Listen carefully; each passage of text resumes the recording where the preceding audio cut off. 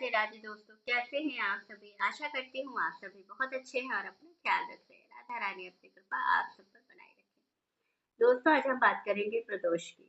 फाल्गुन मास के कृष्ण पक्ष का प्रदोष कब पड़ रहा है और हमें पूजा की किस विधि का पालन करना है, कैसे हमें पूजा करनी है, कैसे भोलेनाथ को प्रसन्न करना है।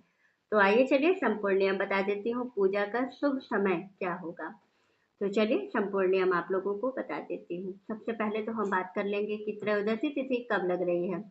त्रयोदशी तिथि 25 फरवरी को मिल रही है, इसलिए प्रदोष का व्रत जो है वो 25 फरवरी को रखा जाएगा। बिल्कुल कंफ्यूज मत होइएगा, 25 को प्रदोष है और 26 को शिवरात्रि है, दोनों एक दिन नहीं है। दूसरी चीज कि पूजा का जो शुभ समय है वो क्या होगा। तो जो प्रदोष की पूजा का जो शुभ समय है वो शाम को है, क्योंकि भोलेनाथ की पूजा कहा जाता है विशेष फलदायी होती है। अगर हम प्रदोष की पूजा या भोलेनाथ की कोई भी पूजा हो, शिवरात्रि हो, सोमवार हो, कोई भी भोलेनाथ की विशेष आराधना अगर हम करते हैं और वो आराधना अगर हम शाम को करते हैं प्रदोष काल में, तो हमें विशेष रूप से फलदायी होती है। तो ये तो प्रदोष ही है, तो प्रदोष के दिन हमें जो पूजा का शुभ मुहूर्त मिल रहा है वो क्या है। तो पूजा का जो शुभ मुहूर्त है प्रदोष के दिन 5:18 से लेकर के 7:15 तक का जो समय है, ये बहुत शुभ समय है आपका भोलेनाथ को अभिषेक करने का और पूजन करने का। तो आप पूजा जो है प्रदोष की इसी समय में कीजिएगा। अब हम बात करेंगे विशेष रूप से कि भौम प्रदोष है, क्योंकि दिन मंगलवार है। 25 तारीख को 25 फरवरी दिन मंगलवार के दिन प्रदोष पड़ रहा है। तो इस दिन हमें क्या करना चाहिए, विशेष रूप से कैसे भोलेनाथ की आराधना करनी चाहिए। तो देखिए, भौम प्रदोष के दिन आपको विशेष रूप से कुछ चीजें जरूर करनी चाहिए। जैसे कि आप भौम प्रदोष के दिन बहुत सी चीजें होती हैं, जैसे भोलेनाथ की पूजा हम शाम के समय में ही करेंगे।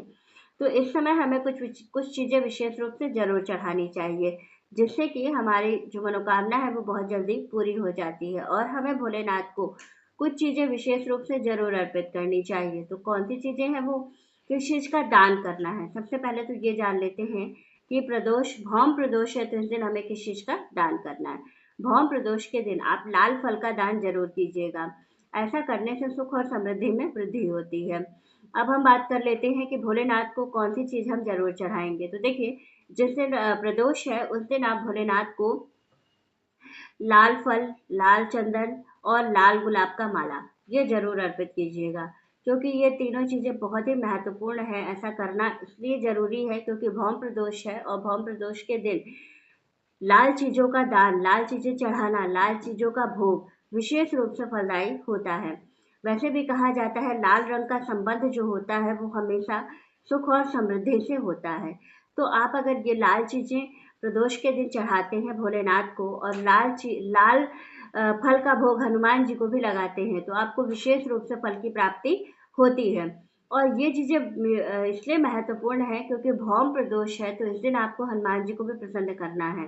तो इसके लिए आपको क्या करना है कि हनुमान जी को लाल फल का भोग लगाना है और लाल चंदन का टीका आपको हनुमान जी को भी जरूर समर्पित करना है। ऐसा करने से हनुमान जी भी प्रसन्न होते हैं, वो भी प्रसन्न होते हैं। तो वीडियो अच्छी लगे तो लाइक, शेयर और सब्सक्राइब। राधे राधे।